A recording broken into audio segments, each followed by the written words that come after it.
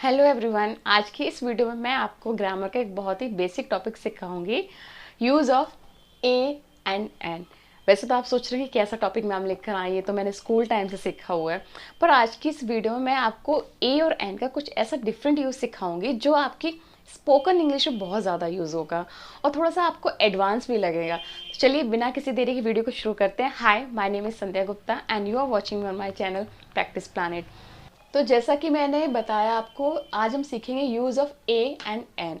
और ये use of a and an बहुत बेसिक है। आई होप आप सबको पता ही होगा इसका एक सिंपल रूल कि किसी भी नाउन की स्पेलिंग AEIOU यानी इन बाउल से शुरू होती है तो वहाँ पर हम एन का लगा देते हैं, वहाँ पर हम एन का प्रयोग करते हैं। और ऐसी कोई स्पेलिंग नाउन जो कॉन्सोनेंट से शुरू होता है इन पांचों के अलावा किसी अदर अल्फ़ाबेट से, तो वहाँ पर हम ए का यूज़ करते हैं। और ए और एन का यूज़ सिंगुलर नाउन को ही डिनोट करने के लिए किया जाता है, प्लूरल नाउन में इसका कोई यूज़ नहीं होता है। इतना तो बेसिक रूल है, जैसे हम बच्चों को भी पढ़ाते हैं, no, this is an elephant, this is an apple, this is an ice cream, इस तरीके से, है ना। इट इज़ एन अम्ब्रेला, इस तरीके से AEIOU से शुरू होने वाले जितने भी नाउन स्पेलिंग हैं उनमें हम एन का यूज़ करते हैं। अब इसमें और रेस्ट ऑफ स्पेलिंग्स में, नाउन स्पेलिंग्स में हम ए का यूज़ करते हैं। तो वैसे तो ये मोटा मोटा तो ये चैप्टर यहीं ख़त्म। अब इसमें सीखने लायक क्या है, वो जो थोड़ा एडवांस टच है वो अब यहाँ से शुरू होता है एक्सेप्शन से। ये रूल, वैसे तो यही रूल है कि कोई भी नाउन स्पेलिंग AEIOU से शुरू होती है वहाँ पर आपको एन का यूज़ करना है, लेकिन ये स्पेलिंग 100% नहीं लगते। तो हमने इसका बेसिक रूल तो सीख लिया। If any noun spelling start with vowels, we will put n, and for rest of spellings we'll put a, right? अब क्या है, एक्सेप्शन। यहाँ से एडवांस टच शुरू होता है जिसके लिए मैंने ये वीडियो बनाया है, ठीक है। कुछ ऐसी स्पेलिंग्स हैं लाइक यहाँ पे जो आपको देखने में लगेंगे कॉन्सोनेंट से शुरू हुई हैं, राइट। उसमें कोई भी बाउल लेटर नहीं आएगा स्टार्टिंग में, but still you will have to put an before that spelling. तो इनका क्या रूल है, ठीक है। तो जो मैंने आपको बताया कि हमारा जो एन का यूज़ करने का रूल ये है कि कोई स्पेलिंग हमारी बाउल से शुरू होते हैं उसके आगे हम एन का यूज़ करते हैं, कॉन्सोनेंट के आगे हम ए का यूज़ करते हैं सिंगुलर नाउन को डिनोट करने के लिए। अब रूल ये कहता है, बाउल को हम हिंदी में स्वर बोलते हैं, इंग्लिश में 5 बाउल्स होते हैं, हिंदी में 16 स्वर होते हैं। यहाँ पर जो ए और एन का लगाने का कॉन्सेप्ट है ना, एक्चुअली वो इंग्लिश साउंड से नहीं है, वो हिंदी साउंड से है। ऐसी स्पेलिंग जो कॉन्सोनेंट से शुरू हुई है लेकिन उसका प्रोनाउंसिएशन इस तरीके से हिंदी में वो स्वर से शुरू हो रहा है, तो वहाँ पर हम एन का यूज़ करते हैं। चलिए समझते हैं। एक सेंटेंस है एक्सेप्शन वाले केसेस में, he is dash MLA, okay, member of legislative assembly. He is dash MLA, M से शुरू हुआ है तो आपके हिसाब से क्या आना चाहिए, ए और एन। सीखने वाला कॉन्सेप्ट नहीं, जिसको याद होगा वो तो बता ही देंगे, पर अभी क्या लग रहा है इस रूल के अकॉर्डिंग, AEIOU से शुरू होता है तो हम एन रखते हैं, तो उस हिसाब से तो हमें यहाँ ए रखना चाहिए, राइट। लेकिन नहीं, यहाँ पे क्या है, अब यहाँ पे जो प्रोनाउंसिएशन का साउंड आएगा उसमें हम स्वर देखेंगे, तो यहाँ पर ये ए यूज नहीं होगा, ओके।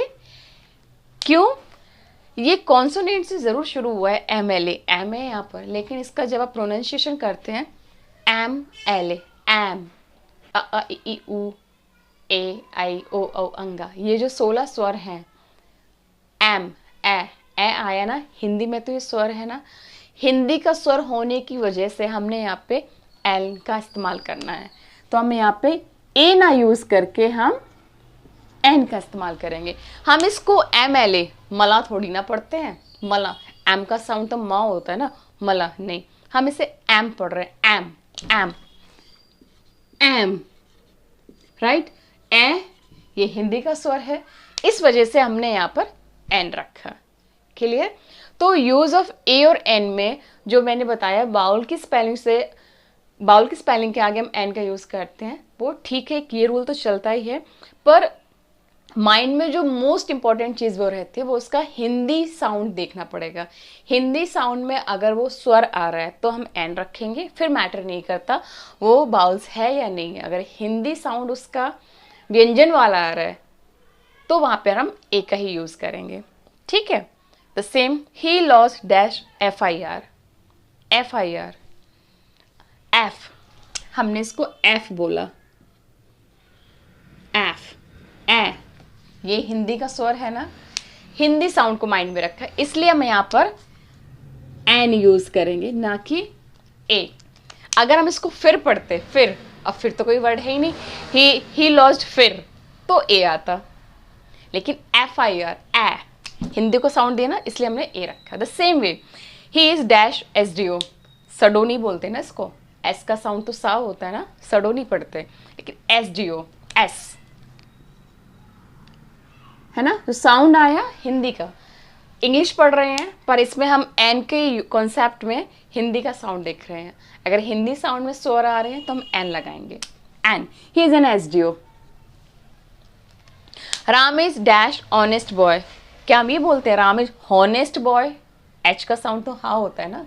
अगर हम ये पढ़ रहे होते राम इज हॉनेस्ट बॉय तो शायद हम ए लगाते, ऑनेस्ट, आ, तो आपने आप में स्वर है इसलिए हम यहाँ पर एन लगाएंगे। चलिए इसी सीक्वेंस में हम आगे देखते हैं। यू, अब ये तो बाउल्स है राइट, तो हिसाब से यूनिवर्सिटी, तो यहाँ पर तो वही आना चाहिए था, एन आना चाहिए था, है ना, यही आना चाहिए आपके हिसाब से। अभी जो मैंने ये रूल पढ़ाया है, अब पता क्या है यहाँ पर, यूनिवर्सिटी, यू से शुरू हुई है ये नाउन की स्पेलिंग यूनिवर्सिटी, उस हिसाब से ए आना चाहिए, एन आना चाहिए, नो, पर यहाँ पे एन नहीं आएगा। क्यों? इसका भी हिंदी साउंड हम चेक कर रहे हैं। यू का साउंड तो यूजली अ होता है या यू निकल के आता है राइट, और यहाँ पर हमने इसको बोला है यूनी, यू, यूनी, या बोला है ना, या हिंदी में हमारा व्यंजन है, तो हिंदी साउंड को माइंड में रख के हम ए और एन का यूज़ करते हैं। ये तो बस बहुत बेसिक रूल है प्राइमरी किड्स के लिए, पर एडवांस लेवल में ये है कि हम जो साउंड देखते हैं ए और एन का यूज़ करने के लिए हम हिंदी का साउंड देखते हैं। ये यूनिवर्सिटी है, यूनिवर्सिटी नहीं पढ़ रहा है, ऊ थोड़ी ना बोला हमने इसको, ना अनिवर्सिटी पढ़ रहे हैं। यू के दो साउंड मोस्टली निकलते हैं, या तो ऊ निकलेगा या फिर आ निकलेगा, तो ना हमने इसको यूनिवर्सिटी बोला ना इसको हमने अनिवर्सिटी बोला। दैट्स वाई हमने यू बोला जो व्यंजन है, इसलिए हमने बोला अ यूनिवर्सिटी। अच्छा, अम्ब्रेला होता है राइट, आ, या अगर ये उसको उम्ब्रेला भी बोलते तब भी वो भी स्वर था, इसलिए वहाँ पे हम एन लगा देते हैं राइट। लेकिन यहाँ क्या, यूनिफॉर्म, यूनिफॉर्म नहीं है ना अनिफॉर्म है, यूनिफॉर्म, हिंदी साउंड इसका व्यंजन में जा रहा है, a uniform. Union, the same way, union, okay, again ये वाला यू, इसलिए मैं ए लगा दिया। M A, M A, she is dash M A, master ने, no, master of arts, M A, माँ पढ़ेंगे क्या, शी इज माँ, no, M A, M, M का साउंड तो वैसे तो माँ होता है पर इसको माँ थोड़ी ना बोलेंगे, एम बोलेंगे। यहाँ पर यहाँ जो ले रहे हैं वो एम ले रहे हैं, ऐसे शुरू हुआ जो हिंदी स्वर है तो यहाँ आ जाएगा an M A. I hope अब आपको ये कॉन्सेप्ट बिल्कुल क्लियर हो गया होगा कि ऐसे वर्ड्स जो कॉन्सोनेंट से शुरू होते हैं still we use an before them. So the reason of using "and" before those words is simply you have to focus, Hindi sound of that particular word. If it start with Hindi swar, then you'll have to put "and." No matter whether it's beginning from vowels or consonant, focus on Hindi sound. ठीक है, चलिए अब इसका देखते हैं एक और important part. अब हम यहाँ पर आगे वीडियो के सबसे इम्पॉर्टेंट हिस्से में। यहाँ पे अभी मैंने आपको यूज़ ऑफ एन बिल्कुल क्लियर कर दिया कि आपको एन का यूज़ करते वक्त बस ये देखना है कि नाउन की स्पेलिंग का हिंदी साउंड कैसे शुरू हो रहा है। If it is starting with स्वर Hindi sound, that you have to use an, otherwise you have to use a. और ये मैंने पहले बता दिया, for singular noun we use a और एन राइट। अब हम यहाँ पे देखते हैं यूज़ ऑफ ए। एन तो मैंने बता दिया, उसका जो एक्सेप्शन था वो भी सिखा दिया, एडवांस स्ट्रक्चर। ए का सिंपल रूल ये है कि कोई भी ऐसी noun spelling that start from consonant you will use A for single unit, right. This is dash monkey, बंदर है। हिंदी में चाहे ज़रूरी नहीं आप यही बोलो वह एक बंदर है, आप इतना भी बोल रहे हो ना वह बंदर है, दैट मीन्स आप उसका हिडन मीनिंग ये है कि आप एक बंदर को दिखा रहे हो, वह बंदर है, that is a monkey, right. तो आप यहाँ पे कर लेंगे या ये बंदर है, this is a monkey, simple आप लिखेंगे ए, राइट। अब दूसरा, ये सुंदर लड़की है, इसका मतलब ये ना, this is dash beautiful girl, right, this is dash beautiful girl, एक लड़की की बात कर रहे हैं ना, तो वहाँ पे हमने ए का यूज़ कर लिया। और ये ब्यूटीफुल भी कॉन्सोनेंट से शुरू हुआ है, राइट। अगला, ही इज़ डैश ओल्ड मैन, अगर किसी नाउन से पहले कोई एडजेक्टिव यूज़ हुआ है, ओल्ड, प्रिटी, है ना, जैसे यहाँ पे ब्यूटीफुल था, उसका लेटर हम देख के हम यहाँ पे ये आर्टिकल यूज़ करते हैं। अभी हमने गर्ल का स्पेलिंग को नहीं देखा कि जी से शुरू है इसलिए मैंने ए लगाया, मैंने एडजेक्टिव की स्पेलिंग में देखा ये बी से शुरू हुआ है इसलिए मैंने यहाँ ए लगाया। ये ज़रा ध्यान रखिएगा, अगर किसी सेंटेंस पे नाउन से पहले कोई एडजेक्टिव यूज़ हुआ है, लाइक यहाँ गर्ल से पहले ब्यूटीफुल है, मैन से पहले ओल्ड है, इनके लेटर साउंड को ध्यान में रख के हम यहाँ पे आर्टिकल का यूज़ करते हैं। He is dash old man, O से आया है और हिंदी साउंड भी ओ है जो स्वर है, तो इसलिए हम यहाँ पे लगाएंगे he is an old man. कई बार बच्चे कंफ्यूज हो जाते हैं या हम लोग भी जब पढ़ना छोड़ देते हैं बहुत लंबे समय तक, तो हमें लगता है कि मैन के अकॉर्डिंग यहाँ पे ए और एन आना चाहिए, नहीं, अगर नाउन से पहले एडजेक्टिव आया उसके अकॉर्डिंग हम ए और एन का यूज़ करेंगे, उसकी स्पेलिंग में देख चेक करेंगे उसका लेटर साउंड, ओके। नाउ एक और है example, I have dash car, मेरे पास एक कार है या मेरे पास कार है, that means simply you are informing someone that you have a car, you possess a car, right. तो आप यहाँ पे क्या एक गाड़ी की बात कर रहे हैं, काउंटेबल नाउन है ना, ए का यूज़ हम काउंटेबल नाउन के लिए यूज़ करते हैं, नॉन काउंटेबल नाउन्स के लिए नहीं किया, वहाँ पर फ्यू, लिटिल, इस टाइप के कुछ वर्ड्स यूज़ होते हैं उनकी क्वांटिटी को डिनोट करने के लिए, पर जो काउंटेबल नाउन्स होते हैं उसके लिए ए और एन का यूज़ करते हैं, पर्टिकुलर होते हैं थोड़ा दा के कॉन्सेप्ट में चले जाते हैं, वो हम नेक्स्ट वीडियो में सिखाएंगे। तो आई have dash car, car Hindi में भी और इंग्लिश में भी कॉन्सोनेंट और व्यंजन दोनों ही हैं, तो हम यहाँ पे simple A, I have a car. You have dash bike, bike ब हिंदी में व्यंजन, बी से कॉन्सोनेंट, तो यू हैव अ बाइक, यानी हिंदी साउंड और इंग्लिश साउंड में कोई कन्फ्यूज़न नहीं है, ठीक है, दोनों में ही उसमें जा रहा है ए वाले कॉन्सेप्ट में।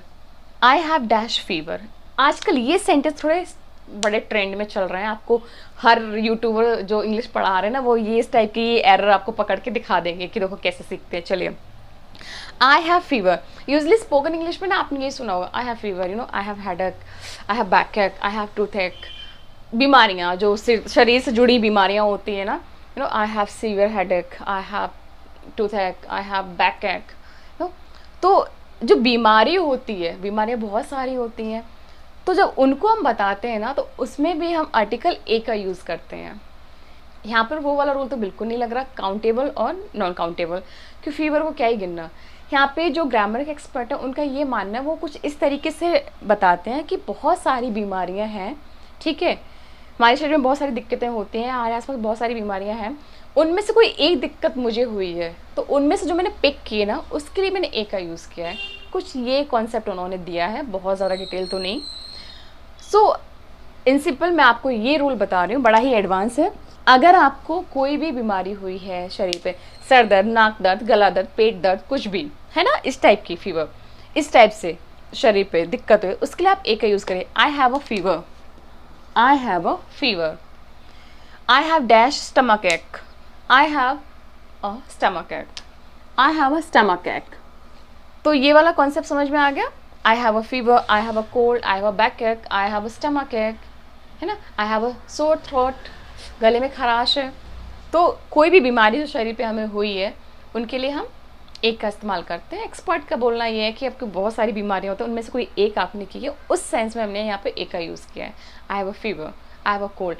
पर अभी तक तो हम यही बोलते आए थे, लिसन आई हैव फीवर, है ना, एक का इस्तेमाल नहीं किया, पर ये होता है करेक्ट इंग्लिश के लिए, ये आप सीख लीजिए, ठीक है। अब आते हैं कुछ एक और जगह पे, आपने बहुत बोला हो, listen I am going for walk, ऐसे बोलते हैं ना। अब आप कहोगे मैम यहाँ पे भी कुछ लगेगा आर्टिकल, क्या ये बिल्कुल कॉन्सेप्ट का है ना खराब किए दे रही हो, ऐसा नहीं है। देखो, I am going for dash walk, यहाँ पे भी ए का यूज़ होगा। मतलब अब वॉक भी काउंटेबल है क्या, एक वॉक के लिए जाएंगे, 2 वॉक के लिए जाएंगे, नहीं, यहाँ वो सेंस नहीं है। काउंटेबल और नॉन काउंटेबल का सेंस नहीं है यहाँ पर। यहाँ पर काउंटेबल और नॉन काउंटेबल का सेंस नहीं है। यहाँ पर सेंस ये है, जब हम किसी सेंटेंस में वर्ब का इस्तेमाल हम नाउन की तरह करते हैं, राइट, नाउन की तरह, तो उसके लिए हम ए का इस्तेमाल करते हैं। ये कुछ फिक्स रूल होते हैं, उन्हीं में से की रूल है। I am going for walk, मैं जा रहा हूँ, ये तो हो गई हमारी मेन वर्ब गोइंग। किस लिए जा रहा हूँ, वॉक, है ना। तो ये है यहाँ पर वॉक जो है ना, ये मेन वर्ब तरह यूज़ नहीं हुआ, ये नाउन तरह यूज़ हुआ है, इसलिए हमने इसके पहले ए लगा। I am going for a walk, I am going for a walk. The same way, I am going for dash ride, I am going for a ride. Listen, I am going for a ride, I am going for a ride. ये तो I hope specially इनमें ये 4 sentence थोड़े आपको नए लगे होंगे, बाकी तो ये सिंपल है, ये तो स्कूल टाइम में आपने सीख लिए होंगे।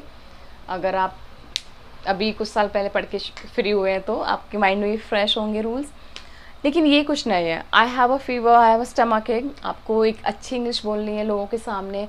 आप ऐसे लोगों के सामने बोलने जा रहे हैं जो एक्सपर्ट है इस लैंग्वेज में, आपको लग रहा है कि मुझे सिली मिस्टेक्स नहीं करनी है, तो ये नए यूज़ हैं। आपको बीमारी कुछ पता नहीं, I have a fever, I have a cold, I have a stomach एक, इस तरीके से बोलिए, ठीक है।